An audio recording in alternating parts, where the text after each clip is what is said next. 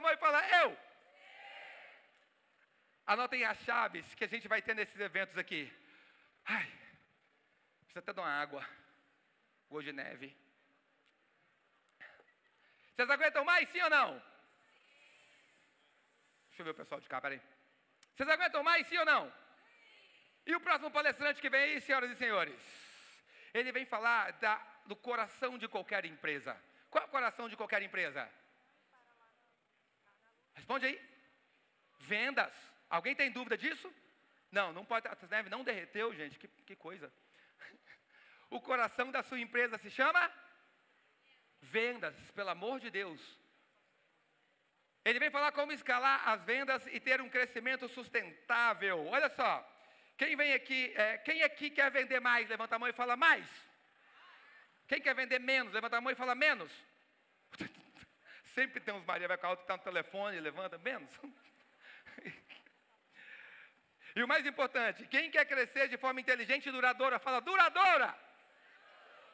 Gente, esse exercício aqui só tem um intuito, tá? Circular o sangue no corpo de vocês para que vocês possam oxigenar mais e receber mais conteúdo. No próximo palestrante é um mestre na arte de construir máquinas de vendas para garantir o crescimento que não seja apenas um pico, mas constante lá no alto. Para nos entregar o mapa do crescimento sustentável. Senhoras e senhores, façam... Vocês vão me decepcionar ou vocês vão fazer barulho para o próximo palestrante?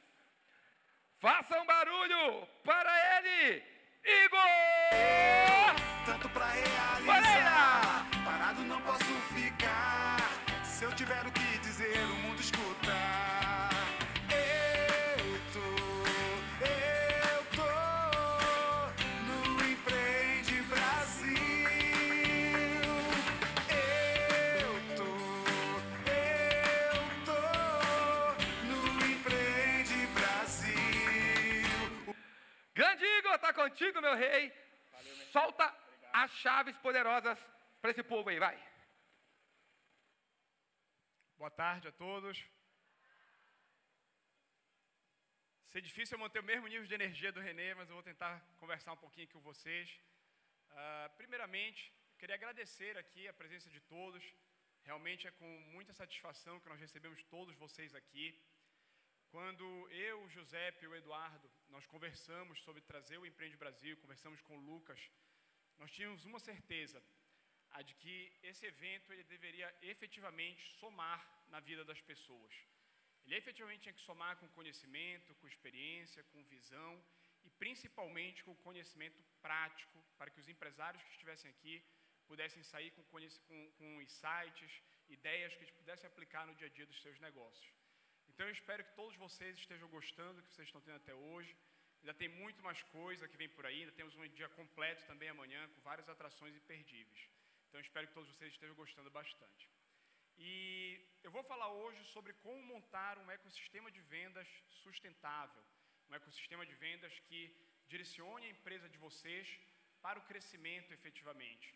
Mas antes disso, eu vou me apresentar aqui um pouquinho, nem todo mundo aqui me conhece, vou falar um pouquinho sobre a minha história, sobre como eu cheguei até aqui e o porquê que a gestão de vendas foi tão fundamental e fez eu ter que me especializar tanto nesse assunto para que eu pudesse estar aqui com vocês hoje compartilhando sobre isso. Para quem não sabe, eu sou o Igor Moreira, diretor executivo da Leal Moreira, e a Leal Moreira é uma empresa bastante tradicional aqui no nosso estado. A minha história com a empresa começou desde criança, literalmente, sem demagogia, basicamente, visitando ali os canteiros de obra, visitando os estandes de venda. Meu pai sempre estimulou isso ali, ainda como uma espécie de brincadeira mesmo, né, para estar convivendo com a empresa. E, para mim, aquilo ali sempre fez com que a Leal Moreira parecesse uma extensão da minha casa, né? Parecia que era a minha segunda casa conviver com a empresa. E a minha visão da empresa sempre foi de ser uma empresa forte, líder de mercado, inovadora, resiliente, com uma gestão muito boa. Essa foi a visão que sempre me acompanhou. E, efetivamente, meu dia a dia junto com a empresa começou lá atrás, por volta de 2013. Na época, eu estava morando em São Paulo, trabalhando, estudando, e eu recebi uma ligação do meu pai, comentando que ele gostaria que eu voltasse para Belém e auxiliasse ele na empresa. Meu pai me sinalizou que ele não estava muito satisfeito com as coisas, como as coisas estavam acontecendo, né, e achava que a empresa não estava indo para o caminho legal, não estava indo para onde ele gostaria efetivamente e que ele queria gente de confiança perto dele. E naquele momento, aquela ligação não me pareceu fazer sentido. Eu conhecia a empresa, conhecia a estrutura da empresa, sabia que tinha um corpo de gestão muito forte, tinham vários gestores dentro da empresa muito mais capazes do que eu para ajudar efetivamente. Então aquilo para mim não fazia sentido naquele primeiro momento. E eu recusei esse chamado. Só que essa ligação ela retornou mais uma vez, e mais uma vez, e mais uma vez, e novamente. E eu comecei a estranhar aquilo. Porque meu pai é uma pessoa muito pragmática. Ele não ia estar me ligando necessariamente se ele realmente não tivesse algo em mente. Foi quando nós combinamos no final do ano que, se ele realmente mantivesse a posição dele, eu retornaria para a empresa e tentaria auxiliar ele de alguma forma. E assim aconteceu. Eu lembro quando eu cheguei na empresa, a minha missão inicialmente era de rodar um diagnóstico na empresa. E eu passei os 6 primeiros meses tentando entender o que estava incomodando meu pai. Tentando entender um pouquinho daquele momento que meu pai me sinalizava. E eu passei os 6 primeiros meses indo em área por área da nossa empresa, tentando entender ali quem era o líder daquela área, quem era a equipe, quais eram os projetos que aquela área tocava, quais eram os indicadores, quais eram as metas daquela área, quais eram os controles, os relatórios que aquela área utilizava. E, obviamente, que me debrucei mais ainda pelo financeiro e na contabilidade naquele momento, para que eu pudesse ter uma visão geral. E eu costumo dizer, pessoal, que esse talvez tenha sido um dos maiores baques que eu tive durante toda a minha vida. Porque toda aquela imagem que eu comentei com vocês de uma empresa forte, robusta, com uma gestão sólida, uma empresa líder de mercado que me acompanhou durante toda a minha infância, adolescência e o início da minha fase adulta, ela não existia mais. A Leal Moreira, na verdade, naquele momento, ela passava por uma crise muito forte. Ela só ainda não via isso, ainda não chamava de crise, mas o mercado já percebia os primeiros sinais. A empresa, naquele momento, estava caminhando por uma crise muito forte, como, na verdade, todo o setor imobiliário passava por essa crise, né? A empresa vinha de uma parceria mal sucedida, vinha ali também na maior crise da história do setor imobiliário, e a nossa empresa estava mergulhada nessa crise. Então, eu formei ali meu diagnóstico, formei um plano de ações e apresentei para o meu pai, para os meus tios, sobre o que estava acontecendo naquele momento e o que nós deveríamos fazer para sair daquele momento. E, obviamente, que eu não vou aqui adentrar em todos os pontos, mas eu vou falar sobre os principais, para vocês terem uma noção e uma dimensão da situação. Naquele momento, eu me lembro que o primeiro tópico nós falávamos sobre o tamanho da nossa empresa. A nossa empresa, naquele momento, era uma empresa extremamente inchada. Nós tínhamos algo em torno de 3.000 colaboradores, que somavam uma folha de quase 5 milhões de reais. Era uma folha pesada, que estava doendo, era difícil de pagar aquela folha. A gente via que a empresa, naquele momento, ela não comportava toda aquela folha que ela tinha. E aquilo era muito complicado, fazer que a empresa fosse uma empresa grande, lenta, burocrática, né? A gente via que a empresa parecia que era uma empresa muito ineficiente.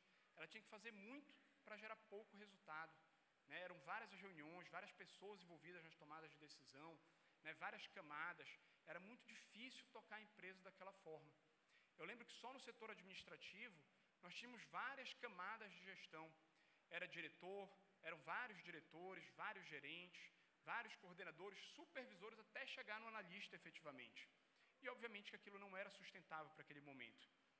Além de ter uma folha extremamente inchada e ineficiente, a empresa era uma empresa que não tinha uma cultura de gestão de dados.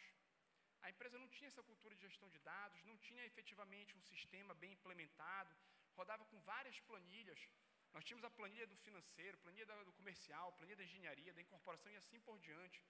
A empresa não tinha um controle unificado. Isso fazia com que no começo, basicamente, nós passássemos grande parte das nossas conversas, nossas reuniões, tentando identificar os números corretos, tentando saber qual era o número que efetivamente era o número correto para se tomar uma decisão.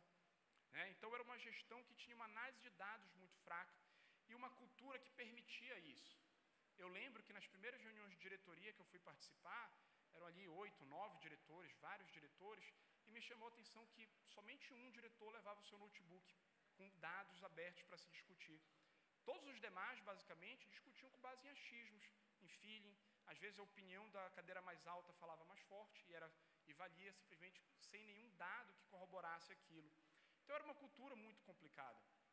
O moral do time também estava um moral muito baixo.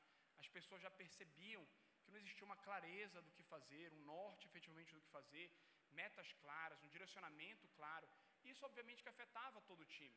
Projetos internos eram iniciados e parados antes de serem finalizados. Tudo aquilo propiciava para que a empresa tivesse uma imagem de uma empresa que estava em declínio, que que não estava avançando.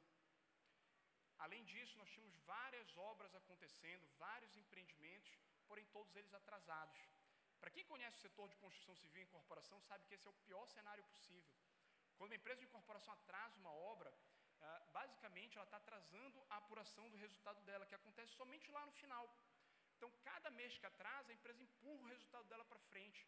E cada mês que passa, esse resultado vai diminuindo, porque as suas despesas fixas com folha continuam acontecendo, a obra vai deteriorando, precisa de mais manutenção, precisa de retoques em alguns pontos, né? A sua margem vai sendo comida também com indenizações, sua imagem junto aos seus clientes vai sendo desgastada de forma muito forte.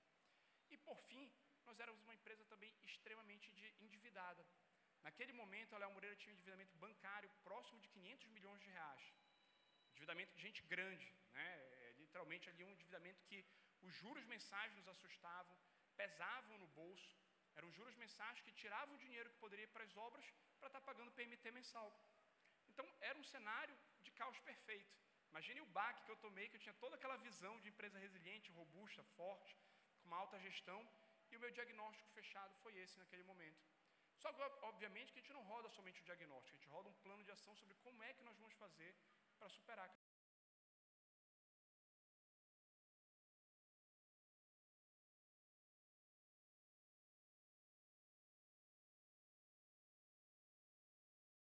Cada um desses pontos. Nesse momento, eu assumi a cadeira de diretoria financeira na empresa e passei a tocar o plano de ação. Inicialmente, reduzimos de forma drástica nossa quantidade de colaboradores. Saímos ali de algo em torno de 3 mil colaboradores para um pouco menos de 500 colaboradores em 2 anos. As camadas de gestão foram quase todas eliminadas, nós tínhamos vários diretores, tiramos os diretores, basicamente fiquei eu e mais um e trouxemos um diretor de fora para ser o diretor executivo. A camada de gerência foi toda eliminada, a camada de coordenação foi mantida, mas reduzida, e a camada de supervisão também foi toda eliminada. Então, nós tínhamos na empresa com diretoria, coordenadores e diretamente com os analistas, reduzindo muito, né, aquela ineficiência, aquele peso, aquela demora na tomada de decisão. Passamos a investir fortemente na análise de dados. Implementamos um sistema que efetivamente estava rodando, abolimos a gestão das planilhas, passamos a ter uma informação unificada, uma informação verdadeira. Estimulamos cada vez mais que as decisões fossem tomadas baseadas em dados, com análise de relatórios, de indicadores, mapeamos e escrevemos todos os nossos processos, investimos em governança corporativa, em auditoria externa, realmente começamos a colocar a gestão à frente do negócio. Nós pegamos também e tomamos uma decisão naquela época polêmica. Como nós não tínhamos recursos para tocar todas as nossas obras que estavam atrasadas, nós passamos a direcionar o nosso recurso, ao invés de dissipar ele em várias obras, direcionar ele em 1 ou 2 obras. Tocávamos aquelas obras, entregávamos, apurávamos o resultado dela e repetíamos esse ciclo. E assim nós fomos entregando cada um dos nossos empreendimentos. Essa decisão foi polêmica porque, obviamente, que nossos clientes não gostaram, né? O nosso combinado com eles naquele momento não estava sendo cumprido. Eles viam uma obra subindo e outra obra parada esperando. Naquele momento, pessoalmente, atendi algo em torno de 80% dos nossos clientes para explicar o que estava acontecendo. Alguns entendiam, outros, obviamente, que não. E eles estavam no direito deles de não entender essa situação. E com relação ao nosso endividamento bancário, nós passamos ali, talvez, durante mais de 2 anos, indo semanalmente a São Paulo ter que negociar esse endividamento. Eu lembro que nesse período, de forma muito mais estruturada do que eu vou falar aqui, obviamente, mas eu levava o fluxo de caixa da empresa, o fluxo de caixa do empreendimento e tinha uma conversa com os nossos credores da seguinte maneira: esse empreendimento aqui que vocês estão vendo, que vocês financiaram, ele tem a capacidade de ser entregue, de gerar resultado e tem a capacidade de gerar o pagamento do empréstimo de vocês. Mas eu preciso de ajuda para que isso aconteça. Então, nós temos 2 cenários. Ou vocês nos ajudam a conseguir fazer isso, ou vocês não nos ajudam, nós não entregamos esse empreendimento e, consequentemente, não vamos conseguir pagar vocês. E, nesse momento, nós fomos conseguindo renegociação de cada um dos nossos endividamentos, seja com entrada de dinheiro novo, seja com alongamento de dívida, seja com postergação e carência de juros. E, nesse momento, até, pessoal, eu compartilho um ensinamento que eu tive, que muitas das vezes a gente vê o empresário reclamando muito, né, que a vida do empresário é muito difícil. São vários os desafios que passam pela nossa vida, tem que lidar com funcionário, com cliente, concorrência, impostos, enfim. São vários os desafios. Mas quando tu para olhar efetivamente, nem mesmo o empresário está fazendo tudo o que ele pode para se ajudar. Nem mesmo ele está dando a cara a tapa, está se esforçando ao máximo para atingir os seus objetivos. E as pessoas percebem isso. Quando as pessoas percebem que nem mesmo você está se ajudando no máximo possível, elas não querem te ajudar. Elas não fazem questão de te ajudar. Agora, quando você está dando tudo de si, está se esforçando, está dando sua cara a tapa, está realmente fazendo o que tem que ser feito, as pessoas querem te ajudar. E foi isso que foi acontecendo com a nossa empresa ao longo dos anos, implementando esse plano de ação. As pessoas ao nosso redor percebiam que nós queríamos fazer aquilo dar certo, queríamos cumprir com o combinado que nós tínhamos e queríamos recuperar e reestruturar a nossa empresa. E pouco a pouco nós fomos vencendo cada um desses desafios, cada um desses obstáculos que eu coloquei para vocês. Fomos entregando cada uma das nossas obras. De tal forma que, chegado ali por volta de final de 2018, nós percebíamos que todos aqueles desafios econômicos e financeiros que se haviam se apresentado para a nossa empresa já haviam sido vencidos. Naquele momento, a empresa já tinha entregue todas as suas obras, a empresa já era uma empresa geradora de caixa novamente, tinha uma única obra que ainda estava acontecendo, que não havia sido entregue, mas a empresa tinha recurso em caixa para entregar aquele empreendimento. E foi o momento onde nós reunimos e eu apresentei sinalizando que os desafios econômicos e financeiros, a crise que a nossa empresa venceu, ela havia sido vencida. E que agora, os desafios que nós teríamos eram outros desafios. Eram desafios de crescimento. Como é que a nossa empresa faz para voltar a crescer? Como é que a nossa empresa faz para voltar a crescer e de forma sustentável? Como é que nós fazemos para voltar a lançar produtos desejados? Como é que nós fazemos voltar a ter uma empresa admirada e uma empresa líder de mercado? Posição que nós deixamos de ocupar lá atrás, em 2013. E nesse momento nós fizemos o nosso planejamento estratégico e estabelecemos a nossa visão de nos tornarmos os melhores, mais admirados e maiores incorporadores do estado do Pará até 2025. Nesse momento eu fiz a transição da minha carreira, saindo da diretoria financeira e fui para a diretoria comercial e de novos negócios. E realmente me apaixonei pela área comercial. A área comercial, como o Renner disse, é o pulmão da empresa, é o que faz acontecer de verdade em qualquer negócio. E começamos ali a nossa estratégia, colocando muita gestão nessa estratégia de crescimento. Inicialmente, montando ali um banco de terrenos fantástico, que suportasse os próximos lançamentos, somente nas melhores localizações da nossa cidade. Começamos a colocar muita gestão na análise de dados, na idealização dos nossos produtos, entendendo toda a oferta, demanda da cidade, quais atributos eram desejados pelos nossos clientes, como desenhar um produto que não trouxesse nenhum tipo de objeção para a área comercial.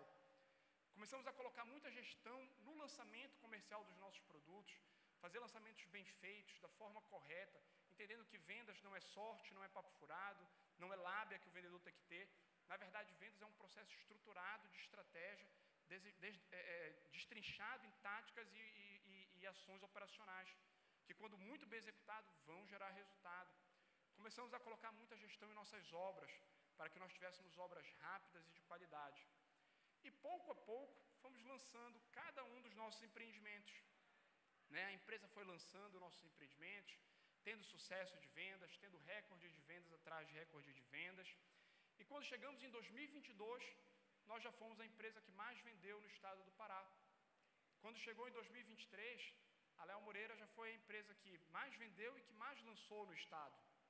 E quando nós chegamos em 2024, a Léo Moreira foi a empresa que mais vendeu, que mais lançou, com o maior número de canteiros de obras, com as obras mais rápidas e com o maior banco de terrenos do estado do Pará. Basicamente, nós fomos líderes em todos os quesitos quando se analisa o setor de incorporação ou construção civil em 2024. E justamente por conta disso, que em 2024 mesmo, nós começamos a rediscutir o nosso planejamento estratégico. Nós começamos a pensar, o que será da Léo Moreira para os próximos 5 anos? Como vai ser esse novo ciclo? O que nós vamos buscar? E nesse momento nós conversamos de que nós deveríamos, nesse momento, nos tornar a principal referência de incorporação da Amazônia a nível Brasil. E justamente por isso, lançamos ano passado o nosso primeiro empreendimento em São Paulo, no maior mercado imobiliário da América Latina, na Bela Sintra, uma rua charmosíssima, e tivemos sucesso total de vendas. 80% de vendas nos 3 primeiros meses do empreendimento. Esse ano, a Léo Moreira já fez 3 entregas, sendo que uma delas mais recente, Torre Ferrara, foi entregue com 5 meses de antecedência, coisa que nenhuma outra empresa no nosso estado está realizando. Então, pessoal, contei um pouquinho para vocês aqui sobre a minha história, sobre o que me credencia estar aqui com vocês hoje, falando sobre o setor comercial. O setor comercial, ao longo desses anos de crescimento da Leal Moreira, tem sido o pulmão e tem sido o setor que tem tracionado de verdade esse crescimento. Ele é um pilar básico de qualquer empresa que queira crescer de forma sustentável. E aí nós vamos falar agora sobre como escalar um ecossistema de vendas de forma sustentável. Como nós podemos montar um ecossistema de vendas que realmente vai direcionar a sua empresa para o crescimento. E nós não temos como falar de um ecossistema de vendas sem passar pelos 4 pilares básicos de um ecossistema de vendas, que é a construção de uma marca forte, o entendimento da geração de demanda, como ela deve ocorrer, né? A máquina de vendas efetivamente, que a máquina de vendas é o que se entende pela estrutura do setor comercial, pessoas, processos, remuneração e tudo mais, e a jornada de valor do seu cliente pós-compra do seu produto. Como é que você continua se relacionando com o seu cliente posteriormente ele comprar o seu produto, né? A nossa vida não termina depois de fazer a venda, nós temos que continuar acompanhando esse cliente, ainda tem muitas ações para a gente fazer junto com ele, retenção, indicação, cross-sell, upsell, enfim, tem uma série de estratégias para nós estarmos tratando com esse cliente após a compra efetiva do seu produto. E o primeiro desses pontos é a construção de marca. Hoje em dia nós vemos, pessoal, muitas das vezes o empresário falando sobre tráfego pago, mídia de desempenho, né, vendas via redes sociais, e tudo isso é importante. Tudo isso tem o seu valor e tem o seu momento. Mas nós vemos poucas vezes os empresários de hoje falando sobre construção de marca, sobre ter uma marca forte, uma marca que gere conexão junto com os seus clientes. Existem vários estudos, por exemplo, da HBR, a Harvard Business Review, que mostram que um cliente que gera um vínculo real junto com a sua marca, ele é em média 50% mais valioso do que um cliente que simplesmente está satisfeito. Ou seja, um cliente que gerou um vínculo, que gerou uma conexão junto com a sua marca, ele vai comprar de você mais vezes, ou então ele vai fazer melhores negócios junto com você, ele vai deixar mais dinheiro na mesa junto com você. Então percebam que ter uma marca forte não é simplesmente algo para amansar ali teu ego, né, uma questão de vaidade, ou uma questão de porque é bonitinho ter uma marca forte. Não. Uma marca forte, ela é uma fonte de vantagem competitiva.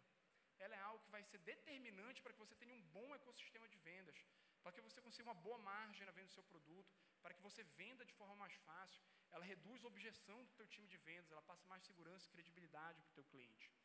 Durante os períodos de crise da Leal Moreira, como eu comentei com vocês, a marca da Leal Moreira foi um ativo intangível essencial para que nós superássemos aquele momento.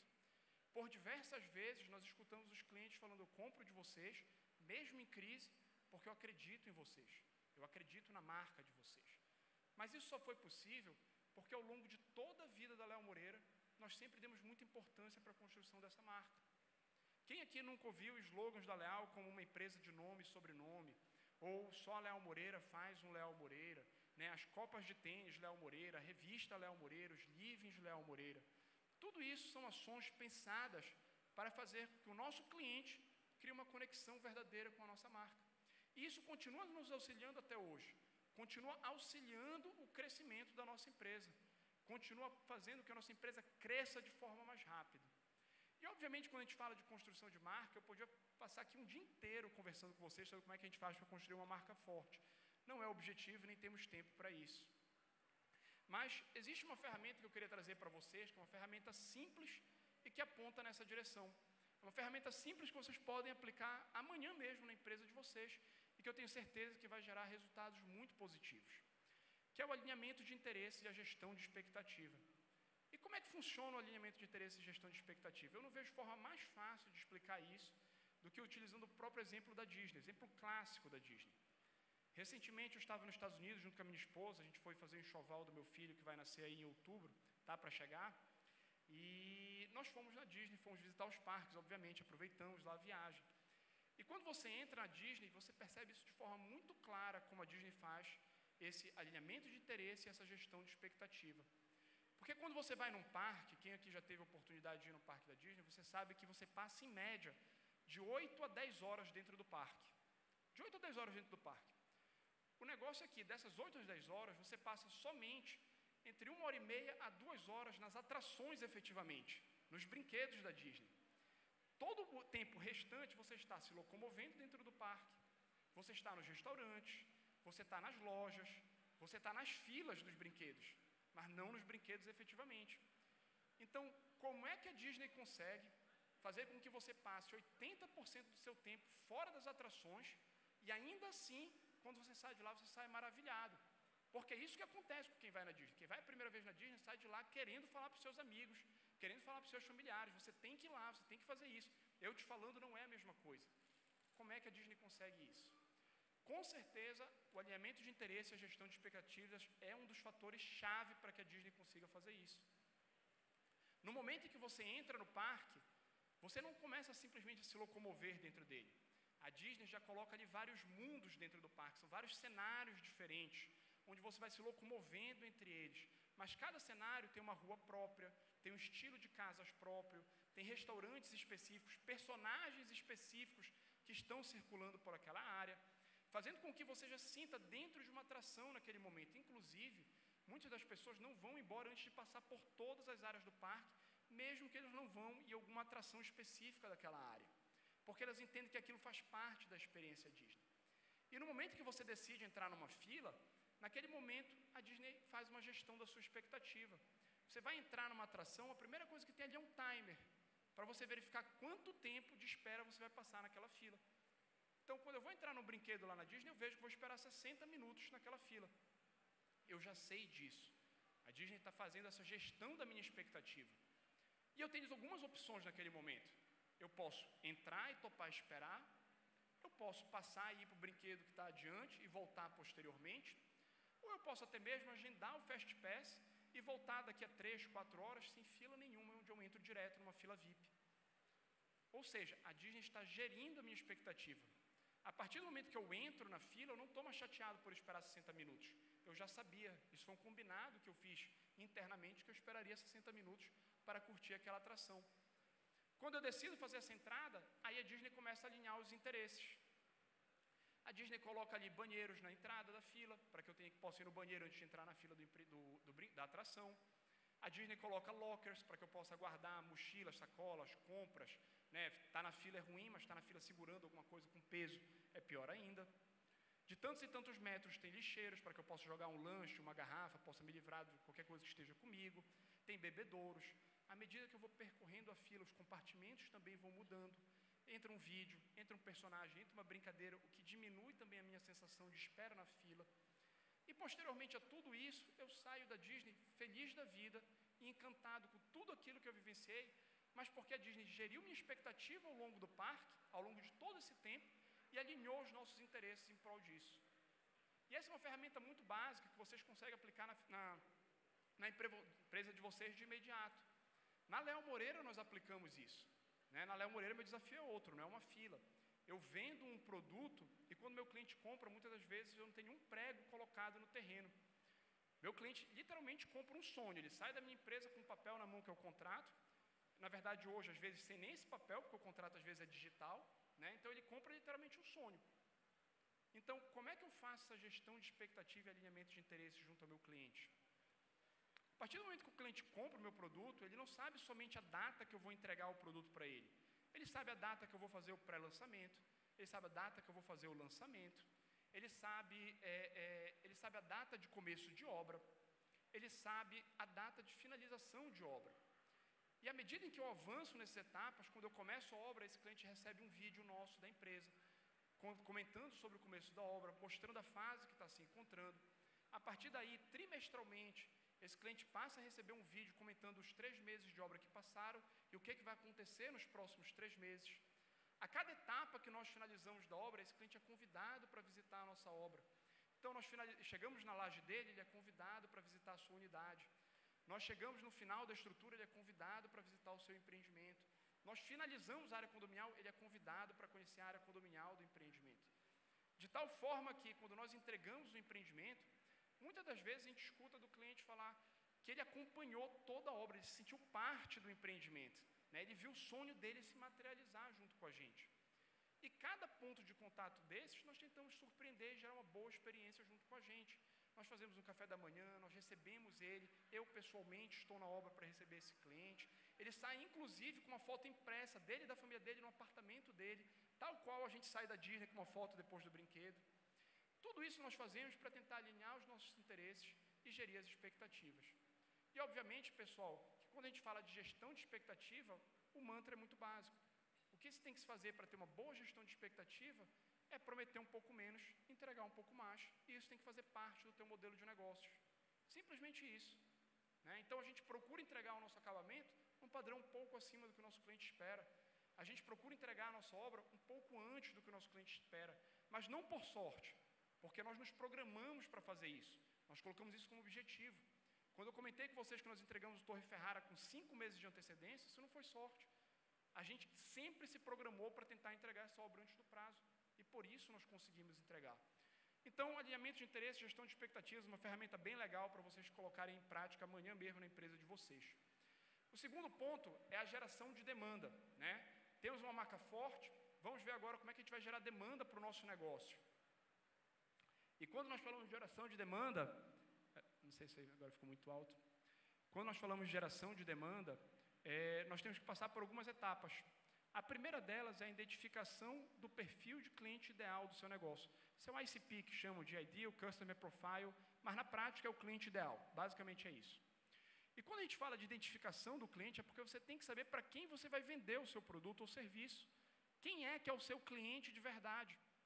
E quando a gente fala disso, muitas das vezes a gente escuta as pessoas falando que os empresários eles avançam, mas eles param na primeira etapa. Eles pensam ali nos dados demográficos, eles vão pegar nome, CPF, localização, sexo, idade, renda, mas param por aí. E não é isso que é conhecer o seu cliente de verdade. Os dados demográficos são o começo do conhecimento junto ao seu cliente, mas você tem que ir além, você tem que buscar mais. E como é que você faz isso? Você vai entender sim os dados demográficos, vai entender a localização do cliente, mas vai entender por que a sua localização também é importante para ele. Você vai procurar entender quais são os desafios e os problemas que o seu cliente está querendo resolver utilizando o seu serviço ou o seu produto. Você vai tentar entender como ele está resolvendo esse problema hoje. Ele está conseguindo resolver porque tem um produto ou serviço que atende ele plenamente, ou ele está montando uma cesta de produtos e serviços que atendem ele de forma parcial? Qual seria o produto ideal para o seu cliente para resolver o problema dele? Quais características do seu negócio, do seu produto, são inegociáveis para o seu cliente?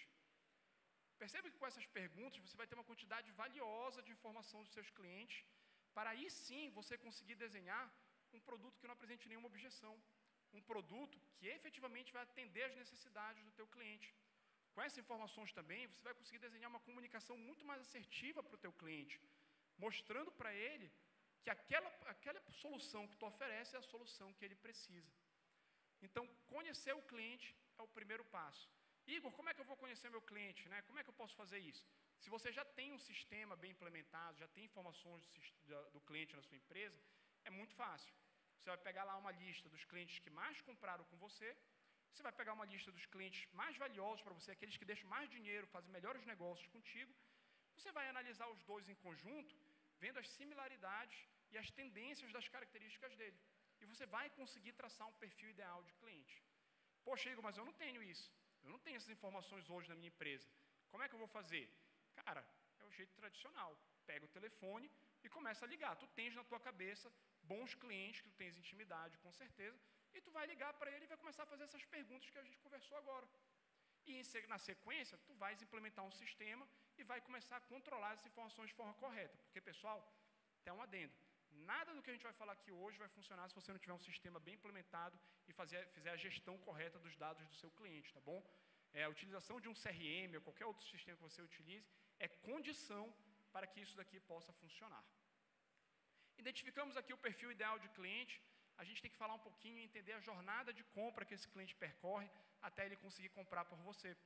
E quando a gente fala de jornada de compra, a gente pensa naquelas etapas tradicionais mesmo de jornada, conhecimento, descoberta, consideração e compra. Você tem que desenhar esse norte, saber quais são essas etapas que o cliente percorre até ele conseguir comprar com você. Mas você tem que ter noção que hoje, com acesso à informação que a gente tem, com tanta informação que nós temos via internet, redes sociais, essa jornada não acontece mais de forma linear. Na verdade, o cliente, ele percorre essa jornada de formas completamente ilógicas. Ele pode ir, voltar, começar por uma etapa, terminar por outra, né? Ele não vai seguir a sequência necessariamente que seria a sequência ideal. E é só a gente pensar aqui como é que a gente comprava carros há 15 anos atrás, como é que nós compramos carros hoje em dia. Há 15 anos atrás, quando a gente queria comprar um carro, tu tinha que pegar, ir lá na concessionária, conversar com o vendedor, que era o detentor de todas as informações, né? O vendedor, ele fazia ali uma curadoria de que informações ele ia passar para ti, e tu decidia se ia comprar ou não. No máximo que podia fazer aí em outra loja, pegar mais informações. Hoje, o que nós fazemos quando a gente vai comprar um carro? Cara, tu destrincha todo o carro na internet. Tu estuda todo o carro, tu sabe todas as características, acabamento, motor, preço, tu sabe tudo. Quando tu chegas lá com o vendedor, basicamente tu chega porque tu quer ver algum detalhe, tu quer ver alguma condição, tu quer ver alguma coisa, mas tu até, muitas vezes, já até tomaste essa decisão. Então percebam que a jornada de compra desse cliente, ela aconteceu a maior parte dela sozinha, sem a presença do vendedor, né? Ela aconteceu só. Então, como nós vamos estar presentes na vida do nosso cliente quando ele está sozinho fazendo a jornada de compra dele?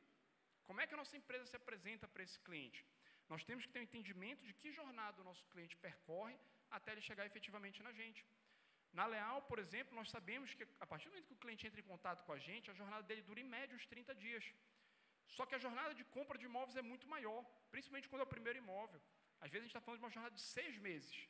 Ou seja, ele percorreu 5 meses sem a ajuda da minha equipe, sem nem entrar em contato comigo, para posteriormente entrar em contato comigo. Uma vez entendida a jornada de compra dos nossos clientes, aí nós vamos pensar em quais canais nós vamos utilizar para chegar até eles. E canais são basicamente meios offline e online que a gente utiliza para chegar até ele, tá, pessoal? E quando nós falamos dos canais, hoje em dia, obviamente, que as pessoas pensam muito nos canais digitais, mas saibam que não existem canais bons ou ruins. O que existe é o canal certo para aquele tipo de produto ou serviço, para aquela etapa da jornada, né? E, preferencialmente, nós devemos tentar estar presentes no maior número de canais possíveis, porque todos eles irão auxiliar o nosso cliente na tomada de decisão. Obviamente que, como nossos recursos são finitos, ninguém aqui tem verba de marketing infinita, a gente vai priorizar aqueles canais que apresentem o menor custo de aquisição do cliente e o maior LTV, né, o maior margem, ticket médio que aquele cliente vai gerar junto com você ao longo da vida dele. Então, o nosso objetivo é identificar os melhores canais, aqueles canais que apresentam o menor custo de aquisição e o maior retorno possível para você. E uma vez identificado isso, a gente direciona a nossa verba para lá. Nós não devemos também travar toda a nossa verba nesses principais canais. Eu sempre digo para você reservar uma parte da sua verba de marketing, 10%, 20%, aí varia de cada negócio, para teste de novos canais, né? Então, você direciona a maior parte para aqueles canais que você já sabe que funcionam, mas reserva aqui uma pequena parte para testar outros canais e verificar se, de repente, você não descobre agora um novo canal muito bom também, né? E, por último, pessoal, no que diz respeito a canal, sempre coloque inteligência na análise dos dados que vão chegar até vocês, tá bom, pessoal? Às vezes, a gente pega o relatório nu e cru e a gente vai ver, compras por determinados canais estão saltando. Mas, muitas das vezes, aquele foi só o canal que o cliente escolheu para chegar até você. Mas ele foi impactado por você em vários outros canais também. Então, não pegue um relatório desse e diga, eu vou investir tudo aqui, porque eu sei que esse é o canal que me dá retorno. Imagine, por exemplo, um cliente que vai num stand de vendas de um empreendimento meu e compra o meu empreendimento. Lá no meu CRM, esse cliente vai aparecer como visita espontânea ao stand de vendas e venda do corretor que estava de plantão. Mas será que esse cliente simplesmente estava passando ali na frente da minha loja, decidiu entrar na minha loja, conheceu o produto pela primeira vez e comprou meu produto? É muito difícil que isso tenha acontecido. Qual a chance desse cliente não ter sido impactado antes pelas minhas redes sociais? Qual a chance desse cliente não ter, depois de ter sido impactado nas minhas redes sociais, ter entrado no meu site, baixado o book do meu produto e estudado o meu produto? E qual a chance também de não ter conversado com um amigo, eventualmente, que é cliente meu e que ele tenha indicado a minha empresa para ele? Então, perceba que se eu olhar simplesmente o relatório, eu vou achar que aquele cliente é puramente do stand de vendas. E não é essa a realidade. Ele foi impactado por vários outros canais até chegar efetivamente no meu stand de vendas. Então, falamos aqui sobre identificar o perfil ideal de cliente, né, sobre como gerar a demanda também para o nosso negócio. E aí nós precisamos de uma ferramenta que nos auxilie na gestão de tudo isso. Acho que travou um pouquinho ali a apresentação. mas nós precisamos de uma ferramenta que nos auxilie na gestão de tudo isso, né? Como é que nós vamos fazer a gestão, posteriormente, a identificação do perfil ideal de cliente, posteriormente nós termos identificado a jornada de compra dele e também identificado quais são os melhores canais para nós utilizarmos. Eu ia mostrar aqui para vocês, mas acho que está travando aqui um pouquinho, não sei se alguém consegue me ajudar para passar, a ferramenta que eu gosto de utilizar para fazer essa gestão. E, na verdade, é a ferramenta mais simples, que é o funil de vendas, né? É a utilização do funil de vendas. Existem várias outras metodologias, mas acaba que o funil de vendas funciona como uma das melhores ferramentas para a gente fazer isso. Infelizmente, acho que eu não vou conseguir mostrar aqui para vocês o funil, está travado, mas eu vou falar um pouquinho sobre ele. Não sei se todos conhecem o funil de vendas. Mas, basicamente, o funil de vendas é quando você classifica todos os leads, todos os contatos que foram chegando até você num formato de funil, né? E você vai medindo ali o volume e a conversão por cada uma dessas etapas, até chegar no momento de compra. Posteriormente que você chegou no momento de compra, o funil volta a abrir novamente, formando o funil ampulheta, que desenha as ações que você vai ter junto... Tá aí, agora foi a apresentação.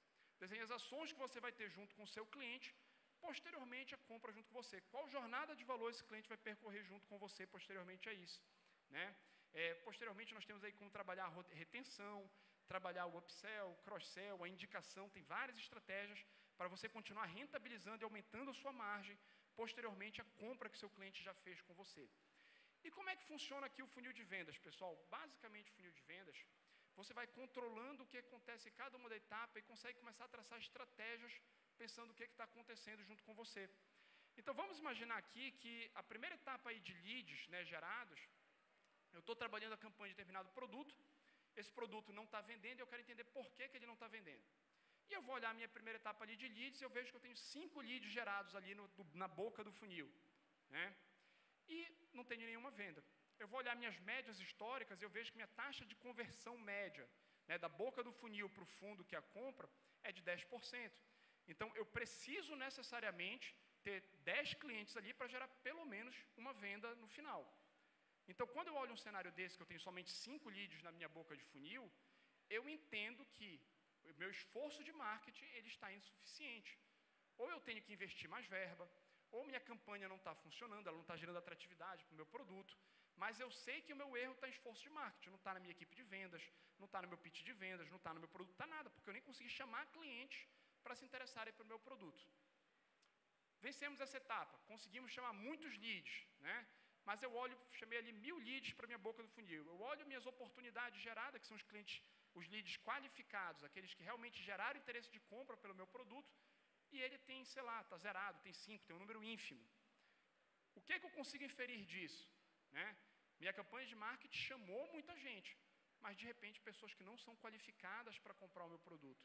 Ou elas não têm a capacidade de compra para comprar o meu produto, ou elas não estão no momento de compra do meu produto. Para vocês entenderem de forma muito prática, é como se eu lançasse um empreendimento de alto padrão e minha equipe de marketing começasse a me trazer vários clientes do Minha Casa Minha Vida, né? Ele para na etapa de oportunidades. Ele não consegue avançar, porque não faz sentido para mim, nem para ele, aquela negociação. Avancei aqui nos leads, consegui avançar, gerei muitas oportunidades, mas essas oportunidades não estão se convertendo em clientes. Como é que eu faço com isso? Provavelmente agora nós estamos tendo um erro na minha máquina de vendas efetivamente, na minha estrutura de vendas, no meu time comercial, em como é que eu vou rodar isso daí. Ou eu estou errando no treinamento da minha equipe, ou eu estou errando no meu pitch de vendas, na minha precificação, no meu produto, mas eu estou errando no meu time de vendas.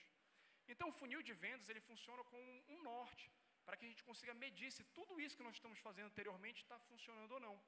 E percebam que, basicamente, o funil de vendas tem 2 alavancas básicas. É o volume no topo do funil e a conversão em cada uma das etapas. Nosso objetivo é sempre aumentar o volume no topo do funil e aumentar a conversão de cada uma das etapas, pensando em ações que nós vamos traçar com base nisso.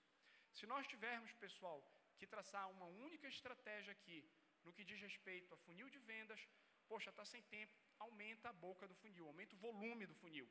Isso vai te permitir errar muito mais, aprender muito mais, ter uma amostragem maior, treinar muito mais e, naturalmente, depois você vai aumentando a conversão de todas as outras etapas.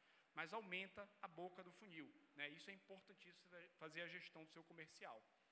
E aí, pessoal, por fim, eu ia até me prolongar um pouquinho mais, mas já estou me chamando a atenção aqui por conta do tempo. você tem que tratar a sua máquina de vendas efetivamente, que é a sua estrutura comercial, o seu time de vendas, onde a gente vai falar de planejamento, de pessoas, de sistema, de processos, né? O planejamento aqui comercial, basicamente, como é que ele é montado? Ele pega o planejamento de longo prazo, estabelecido pelo diretor executivo da companhia, pelo CEO, né? E ele desdobra em ações, né, operacionais e táticas de curto e médio prazo voltados para o setor comercial. Então, ele começa ali pegando estudo e monitoramento de mercado, que são análises de demanda e oferta do seu setor, passa por todos esses pontos anteriores que nós falamos, né? Definição de cliente, de jornada, de canais, entende como isso vai acontecer, pega a estrutura efetivamente do teu time de vendas e a parte de jornada de valor, que é como é que você vai continuar lucrando com o seu cliente após ele comprar de você. E depois disso você vai para entender as metas e objetivos, os rituais de gestão que você vai fazer para cada uma dessas etapas e passar a fazer o monitoramento desses indicadores. No quesito de pessoas, pessoal, nós temos aqui o papel do líder comercial como papel fundamental, né? E qual é o papel desse líder comercial? O papel do líder comercial, basicamente, é medir os motivos de contato dos nossos clientes, entender como é que você está falando, garantir que vocês tenham um CRM bem abastecido, desenhar os processos e os fluxos que vão tratar aquele time, né? Garantir que a gestão do setor seja feita com base em processos, preparar os treinamentos e as comunicações para o time interno e para os clientes, né? E retroalimentar esses fluxos à medida que ele vai aprendendo com novidades que vão acontecendo nessas funções. Igor, eu não tenho líder comercial hoje, então tu és o líder comercial da tua empresa. Se tu não tem líder comercial, tu és o líder comercial da tua empresa. Como é que eu começo nessa atividade? Primeira função, passo zero do líder comercial: atrair, desenvolver e reter bons vendedores. Formar um bom time de vendas. Esse é o passo zero. É o passo número 1 que o cara tem que fazer. Feito isso, ele vai garantir que o setor dele roda através de processos, né, e de metodologia. Pega o que os teus melhores vendedores fazem, coloca no papel, estuda e passa a treinar os demais com base nesses processos. Tu acabaste de criar processos para a tua empresa. Esse é o começo para um gestor comercial. Aqui eu tenho um exemplo de playbook de vendas, que são os processos da área comercial, passando por tudo que ele tem que falar, visão geral da empresa, né, valores da empresa, rituais, pitch, contorno de objeções, enfim. O playbook comercial, pessoal, basicamente é o manual de vendas da tua empresa. Chegou um vendedor novo, ele vai estudar o playbook de vendas e, teoricamente, se ele for inteligente, ele está razoavelmente pronto para começar a vender. Mas, muito possivelmente, você vai ter que continuar treinando ele ali durante algum tempo. Então, aqui eu tenho um exemplo de playbook, tá bom, pessoal? E, por fim, pessoal, só deixo aqui o último insight para vocês, que remuneração molda comportamento. Tenham a noção de que, para o setor comercial, para um bom vendedor, ele só é um bom vendedor quando ele engaja com o dinheiro, né? O bom vendedor, ele engaja com o dinheiro, isso é importante para ele. Não estou falando aqui de uma ambição desmedida, eu estou falando daquela ambição legal, de querer crescer, de querer vender mais, de querer ganhar mais. Então, principalmente para esse cara, como ele engaja com o dinheiro, você tem que ter a certeza de que o teu sistema de remuneração aponta para o que você quer. Às vezes eu vejo o gestor falando, poxa, o meu sistema de remuneração, ele aponta para a direita. Mas, de vez em quando, eu quero que o meu vendedor saiba que ele tem que ir para a esquerda, porque ele tem bom senso. Ele não vai ter, cara. Não adianta. Tu estás apontando para ir para a direita, ele tem que ir para a direita, meu irmão. Tu quer que o cara faça isso.